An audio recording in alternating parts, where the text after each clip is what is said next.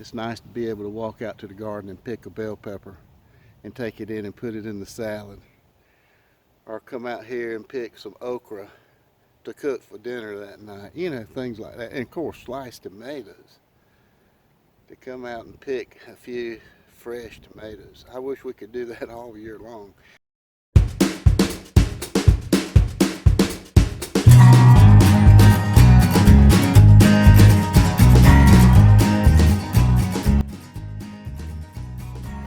Okay guys, it's Good Friday. It's time to put some seed in the ground and plant your plants. I'm not up to that big garden with long rows this year. I'm getting old. But I'm gonna try to put something in the ground. So you won't see the mule plow this year. Sorry, Jay and John. I know you've been looking forward to that. Maybe next year. Maybe I'll be feeling better next year. But you see the tiller back there. I got it ready. It's pretty easy to operate. You know, you just crank it up, point it in the direction you want it to go, and hold on, and it'll, do its thing. Now the mule plow, you have to muscle it. It's just a single wheel, but I'm just not up to a big garden. But I'm gonna plant a few little things, and I'll show you what I do.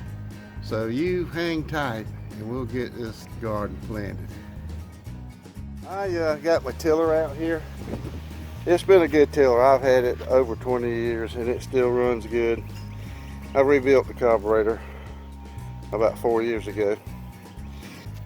What I'm gonna do is instead of going long rows and using that mule plow, I'm just not up to hustling that mule plow this year. I'm gonna do short rows right across here. I've done this before. Just some short rows and use the tiller, till up the dirt, put a little fertilizer down, and then plant some plants, and we'll see what happens. Okay, let's see if this thing will crank.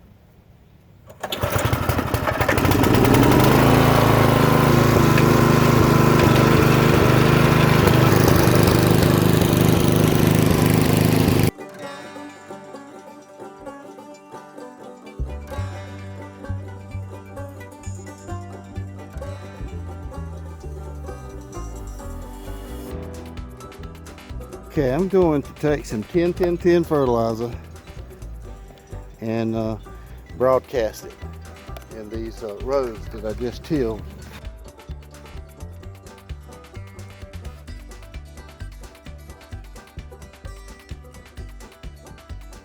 Okay, now what I'm gonna do is I'm gonna go back over it with the tiller and till that in.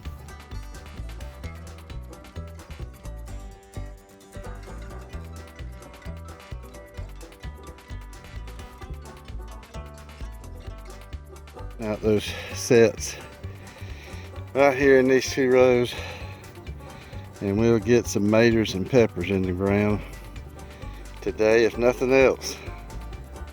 Stout Ollie's compost mater maker formula.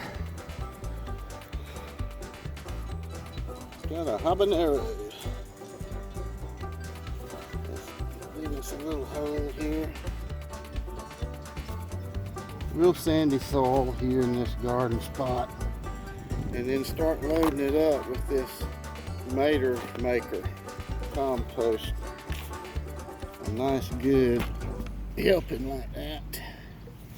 Now let's just work it in, amend it with the soil here. Let's dig out some where we can set that plant down in there. This is the habanero. This is the part I forgot a few minutes ago to show you. My old late dad said when you put the plant in, always fill the hole half full of water. You do that, you'll never lose a plant. Oops, kind of overshot.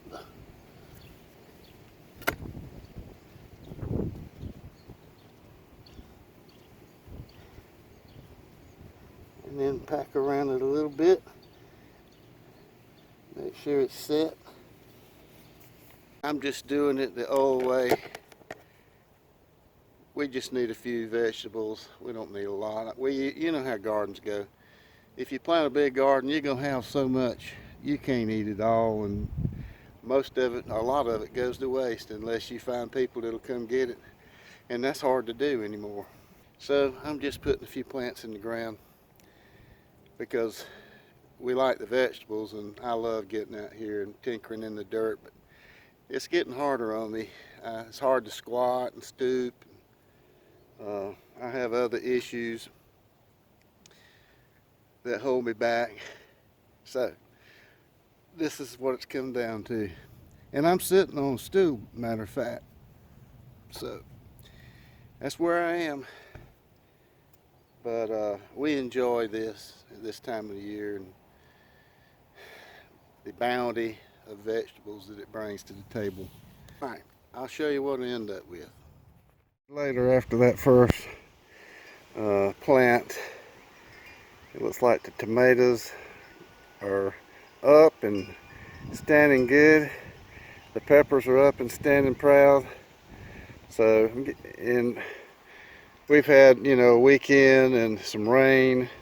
So now the ground's dry enough I can get back out here. What I'm gonna do is I'm gonna go down through here several times, and I just broadcast some 10-10-10 in this row, and I'm gonna plow it under real good. And over on the other side of the peppers, I've got another row. I'm gonna put okra over there and some squash over here, probably about half a dozen hills. So I'm getting ready to do that. Squash and okra going down in these two rows here. Let's get about putting it in the ground. I plant these seeds, I want to just level off that furrow that the tiller put in there, so the ground will be nice and flat. That rake will pull the dirt back in. There you go. Okay, what I'm gonna do next is show you a little trick I picked up from a guy on YouTube. What you do is just take a piece of pipe, cut a notch out the end of it, like that. And okay, you just put your pipe down in the dirt. You put that seed in the pipe, lift your pipe up, and there it is, right there. When you have two free hands, you can make good time, believe me. Anyway, it's down there. Believe it or not, I have a cedar, a push behind cedar. You've seen me use it before. It does good, pretty good, but it has times where the cedar gets caught or something, and it leaves a gap. And it's no longer than this, I just soon plant it by hand.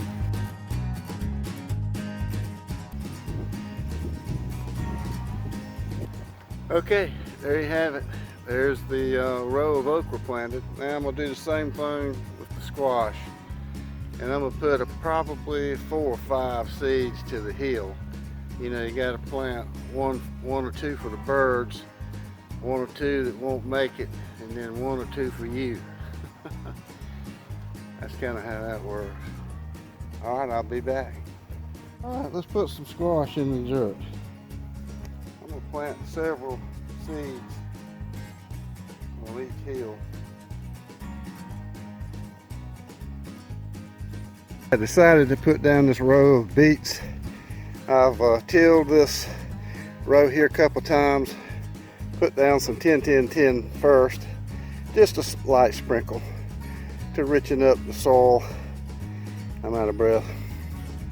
Tilled it in, then put down this compost, and I'm gonna till that in, then I'm gonna plant the beets. Okay guys, I got my planter, my seeder out, and it's still got the you see that it says beets and okra.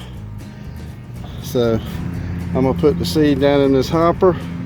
Beets is a real small seed. It'd just be easier to use the planter or the seeder instead of me trying to do it manual.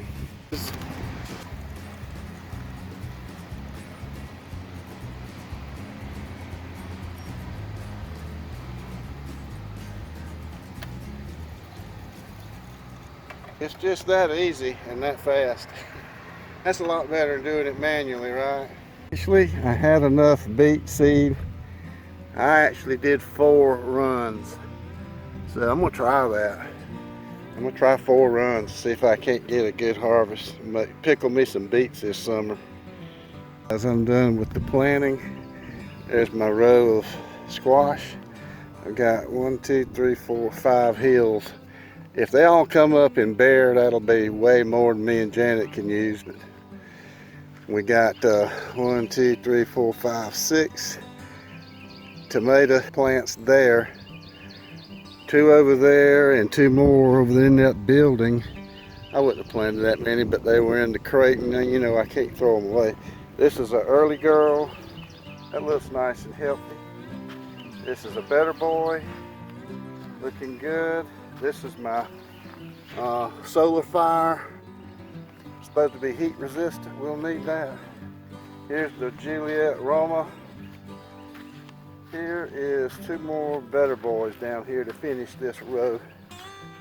Okay, cayenne longs and jalapeno, habanero. Here are the poblanos. First time I've tried those. The Anaheim, first time trying those, and then the Big Bertha, some regular bell pepper. Over here I've got a row of okra. And if that comes up good and I have a good stand, that'll be plenty of okra for us. It doesn't take much. And I'll show them to you. I had some leftover tomato plants and I couldn't throw them away. And nobody that I know around here wants to plant them, so I just got them sitting in those 2 pots for now. I'll probably transplant them. And I got 2 more in the flower bed over here. They're all better boys. Okay guys, there you have it. Not much to my garden this year, but we've got a little something in the ground. I probably won't show it to you again until everything gets up real good. Until next time, this is Phil in Florence, and happy gardening. I see. Toby didn't even come out here to help me. Look at him up there. He's spoiled rotten.